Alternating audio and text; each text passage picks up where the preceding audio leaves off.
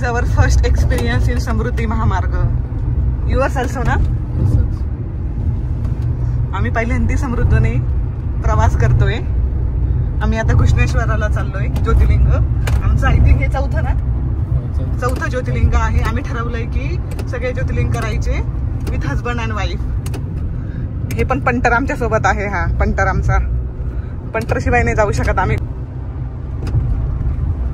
तुमचं किती स्पीड घेतलंय आता? 100. मला पण चालवायची आहे गाडी. जाताना मी घेतो, येताना ती बस चालेल. मी झोपेल थोडा वेळ राघवला घेऊन. हा चालेल. माझी इच्छा आहे चालवायची गाडी. खूप ऐकलंय ना समृद्धी बद्दल, व्हिडिओ इंस्टाग्राम युट्यूबला. भारी कसं वाटतं चालवायला? झोप येईल मला थोड्या वेळाने. नका झोपू नका यार, झोपू नका, जगायचंय. राघवल्या कुठं चालली तू बाबू? कुठं चालली?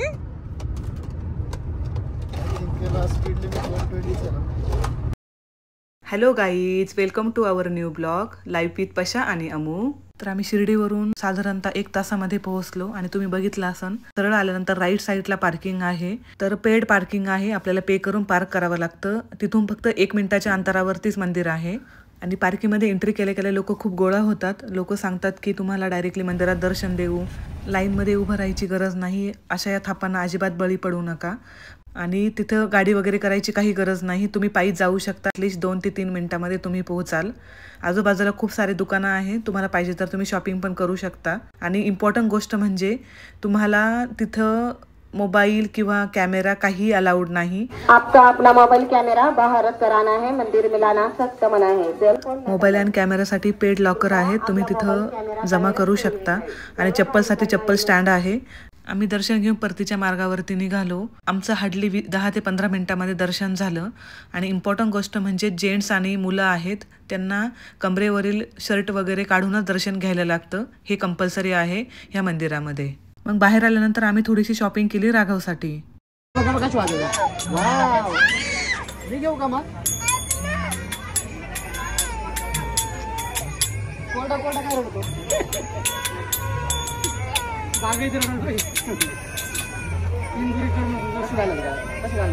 मला वाजून दाखव बरं. वाजून दाखव. आणि घृष्णेश्वर मंदिराच्या पुढे 5 ते 6 किलोमीटर अंतरावरती भद्रा मारुती आहे. तर आम्हाला घरच्यांनी सजेस्ट केलं की तुम्ही भद्रा मारुतीचं पण दर्शन घेऊन या. तिथून निघाल्यानंतर खूप सुंदर घाट लागला. इतका सुंदर व्ह्यू होता. तर आम्ही तो व्ह्यू पण एन्जॉय केला आणि पुढे निघालो दर्शनासाठी. ह्या एरियामध्ये आल्यानंतर भरपूर सारे ऑप्शन्स आहेत. कृष्णेश्वर मंदिर, वेरूळच्या लेणी, भद्रा मारुती. जेव्हा तुम्ही येणार असेल तर तुम्ही नक्की असा प्लॅन करा. तर आम्ही पोहोचलो भद्रा मारुतीला.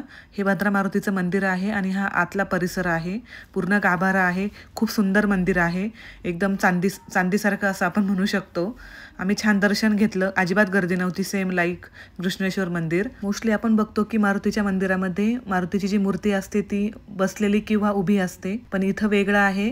मारुतीची मूर्ती आहे ती झोपलेल्या अवस्थेत आहे. या मंदिरामध्ये पण मोबाईल अलाउड नाही, कॅमेरा पण नाही. बट गर्दी कमी होते म्हणून त्यांनी आम्हाला अलाउड केलं. आमचं दर्शन वगैरे झालं आणि आम्ही निघालो मंदिराच्या बाहेर.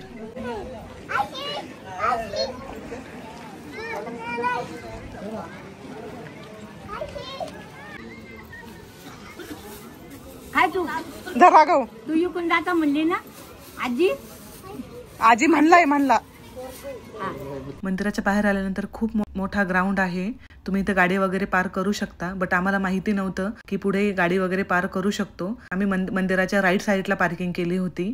जी बिल्डिंग दिसते बिल्डिंगच्या खालून गाभाऱ्यामधून आम्ही आलो होतो. तर तिथे राईट साईडला हे गेट आहे. त्या गेटमधून आम्ही एंट्री केली होती आणि ह्या गेटच्या बाहेरच पार्किंग होती.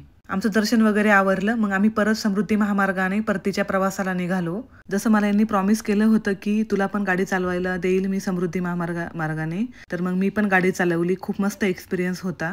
एकदा की टॉप गिअर टाकला की गिअर परत चेंज करायची गरजच नाही. एकदम निवांत गाडी चालवू शकतो आपण. खूप दिवसापासून आमची इच्छा होती की समृद्धी महामार्गाने प्रवास करायचा. तर आज आमची ही इच्छा ही पूर्ण झाली. आमचं ज्योतिर्लिंगही झालं.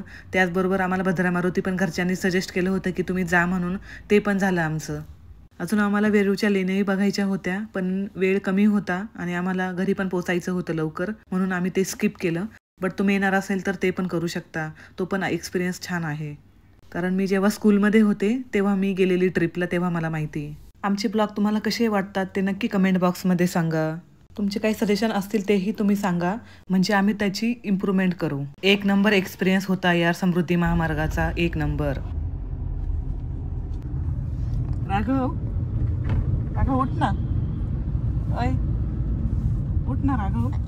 बघ आपलं संगमनेर आलं, आपलं संगमनेर आलं बघ. का ग बाई, काही का हात दुखली का? मी एखादा तास गाडी चालवली असन समृद्धी महामार्गावरती, बट राघवला खूप जास्त झोप यायला लागली. मग मी त्याला घेऊन मागच्या सीटवरती, तो पण झोपला आणि मी पण झोपली. आम्ही कधी संगमनेरला पोहोचलो कळालंच नाही. पाटलांनी गाडी काय माहिती कशी चालवली, मला तर डाऊटच आहे, हवेत आणली की काय माहित नाही. त्याच्यानंतर आमचा संगमनेर बस स्टँड हा, दिवाळी असल्यामुळे खूप जास्त गर्दी होती संगमनेरमध्ये. खूप सारे लोक शॉपिंग करत होते, खूप सारे दुकानं पण दिसत होते. आम्ही कशी गाडी संगमनेरमधून काढली आणि आम्हाला भूक पण लागलेली होती. आम्ही सकाळी ब्रेकफास्ट केलो, त्याच्यावरतीच होतो, थोडंसं मध्ये खाल्लं होतं. मग इथं आदर्श दाबेली आहे संगमनेरमध्ये, त्याची खूप सुंदर दाबेली असते. आम्ही संगमनेरमध्ये आल्यानंतर कधीच मिस करत नाही. आणि आदर्श दाबेलीचे ओनर जगदीश भाऊ हे पाटलांचे खूप जवळचे फ्रेंड आहेत. भेटूया नेक्स्ट ब्लॉगमध्ये, तोपर्यंत बाय.